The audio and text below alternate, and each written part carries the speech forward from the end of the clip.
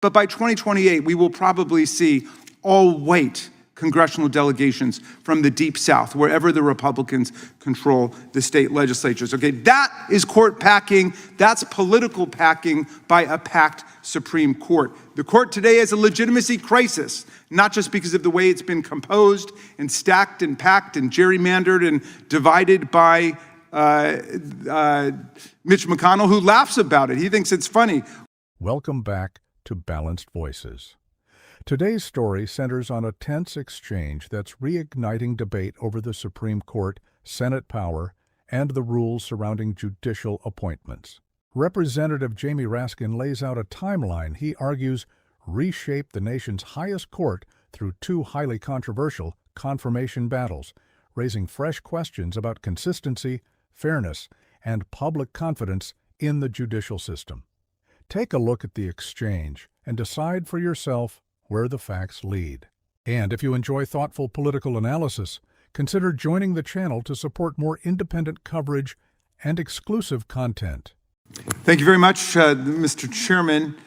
And I suppose that court packing, like justice itself, lies in the eye of the beholder. But there are many different kinds of court packing. Here's one. When Justice Scalia died in February of 2016, when Barack Obama was president, Senator Mitch McConnell announced 10 and a half months before the presidential election that the Senate would not be considering any replacement. The Judiciary Committee would not have any hearing, there'd be no vote in committee, and there'd be no vote on the floor. When people asked why, that makes no sense to hold the Supreme Court seat open, to hold that vacancy open for nearly a year, he said it was too close to the next presidential election and the people should decide. Of course, the people had decided in electing Barack Obama to one of those genuine, bona fide four-year terms in office, like every other president.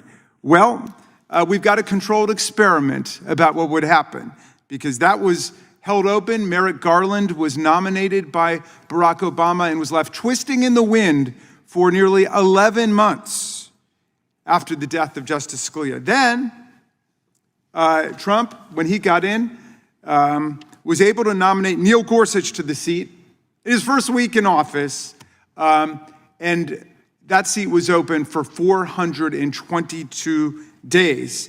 And Mitch McConnell bragged about it, calling it the most consequential decision of his entire public career. And of course, it cemented the rapid movement of the Supreme Court to the right to incarnate the MAGA agenda on the Supreme Court. Well, look, here's what happened when Ruth Bader Ginsburg died. Now, she died on September 18th, 2020. So close to the next election, which was less than 2 months away, that early voting had started in a lot of the states. So it wasn't even 2 months away. And then the Democrats asked Mitch McConnell, some reporters asked Mitch McConnell, well, of course, you're not going to have hearings or a vote or anything in the next few weeks, are you? And he laughed it off. He laughed off the suggestion that they would maintain the same rule that they had used to block Merrick Garland and President Obama from having a seat. And then they rammed through the nomination of Amy Coney Barrett within 2 months, consolidating the right-wing anti-choice, anti-environmental regulation, anti-labor, anti-voting rights, anti-democracy majority on the Supreme Court. Had the original McConnell rule been applied, or even a reasonable approach taken with just a few weeks before the election, that Supreme Court seat would have been filled by President Biden, not by Donald Trump. Biden won that election, by the way, by more than 7 million votes. If you're interested in what the people want, 306 to 232 in the Electoral College. I know some people came down to overthrow the election, attack our police officers in order to accomplish a political coup to deny that, but that's what happened. So, right there, we've got 2 seats officially stolen by Mitch McConnell and the Republican Senate, giving them a 6-3 mega court with a majority of the court now made up of nominees of presidents who lost the popular vote. Lost the popular vote. Roberts and Alito, Gorsuch, Kavanaugh, and Amy Coney Barrett, all nominated to the court by by presidents who lost the popular vote. Now, if you don't believe that this Supreme Court has conceived and achieved a remarkable transformation in constitutional jurisprudence, ethics, and behavior on everything from abortion to voting rights to political corruption cases, then you don't have to believe me, or you don't have to believe your own eyes. Just listen to Donald Trump, who openly says it's really okay for them to be loyal to the person that appointed them to almost the highest position in the land, a justice of the U.S. Supreme Court. He berates and vilifies justices and judges up and down the federal system who disagree with him or who he feels have been insufficiently robotic in their loyalty to the MAGA agenda. It's true, he doesn't want a justice loyal to the people, as the good chairman of the subcommittee says, or the Constitution. He wants a Supreme Court loyal to him and whatever is going to advance his interests, his money, his family, his corporations.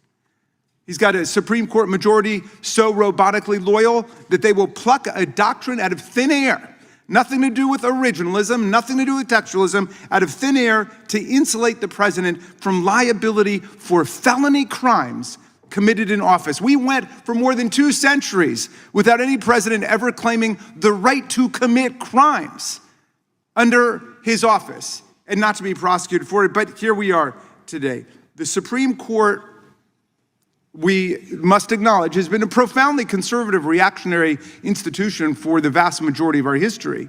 And what did the Supreme Court ever do for enslaved people between the founding and the Civil War? Nothing, other than in 1857 in the Dred Scott decision, cement their subjugation into place, saying that the African slave and his descendants have no rights a white man is bound to respect in any way. And then even after the Civil War, after the passage of the 13th, 14th, and 15th Amendments, drawn from the blood, sweat, and tears of the Union and the people who fought to defend our country against the Confederacy, the Supreme Court gutted the meaning of the Reconstruction Amendments in the civil rights cases. And then in 1896, in Plessy versus Ferguson, constitutionalized the reign of Jim Crow, separate but equal. So we have a couple decades around the Warren Court, maybe the first few years of the Burger Court, where the Supreme Court acted on the side of the people. Brown versus Board of Education, striking down American apartheid, the white primary line of cases, Terry versus Ohio, Roe versus Wade. But it didn't last long before it all sank away with the Rehnquist Court and the Roberts Court, and now they've returned to the historic baseline of political white supremacy. They wiped out our Voting Rights Act, first in Shelby County versus Holder in 2013, and a couple months ago in the Calais decision. And we are about to see, they're not going to be able to accomplish it all in 2026, but by 2028, we will probably see all white congressional delegations from the Deep South, wherever the Republicans control the state legislatures. Okay, that is court packing. That's political packing by a packed Supreme Court. The court today has a legitimacy crisis, not just because of the way it's been composed and stacked and packed and gerrymandered and divided by Mitch McConnell, who laughs about it. He thinks it's funny what they did. Why do some people want 13 circuits, Mr. Chairman? 13 members of the court?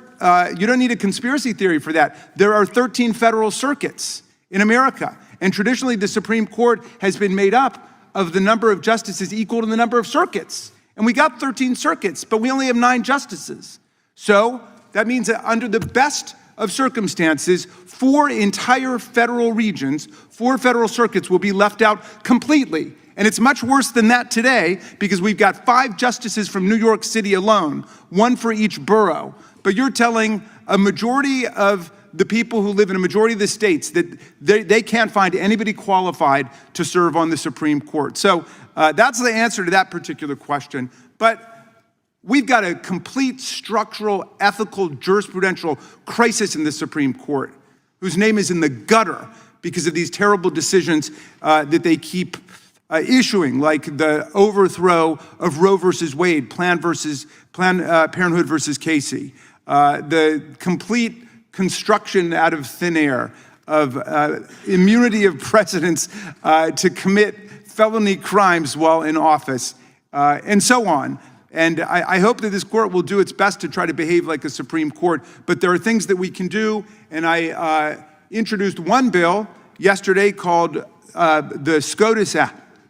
And the SCOTUS Act is creating a new way for cert to be granted, because this Supreme Court is obviously acting like a legislature.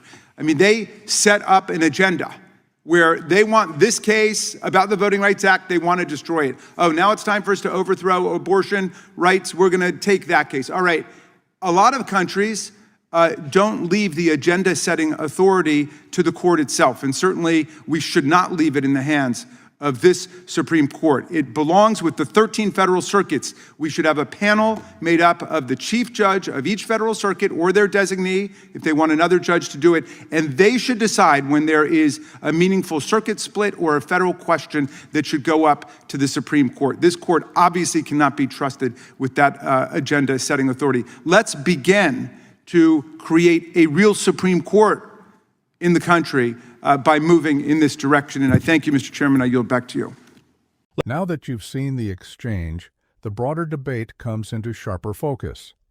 Representative Jamie Raskin argues that today's Supreme Court reflects a series of confirmation decisions that continue to shape major constitutional rulings and fuel ongoing disagreements over judicial independence, executive authority, and the Senate's role in the appointment process. He points to two highly contested confirmation battles as key moments that transformed the court's ideological balance, while critics of that view maintain the appointments followed the constitutional process and produced a legally constituted court. Whatever side viewers take, there's little doubt these decisions continue to influence debates over voting rights, presidential powers, abortion, and the limits of executive authority. The discussion extends far beyond one hearing. It raises larger questions about public confidence in the nation's highest court and how future judicial appointments could affect American governance for decades to come. What do you think? Did this exchange raise important constitutional questions, or do you see the issue differently? Share your perspective respectfully in the comments below. If you enjoy balanced political coverage that highlights major hearings and lets the facts drive the conversation, be sure to like this video, subscribe to Balanced Voices, and turn on notifications so you never miss our next analysis.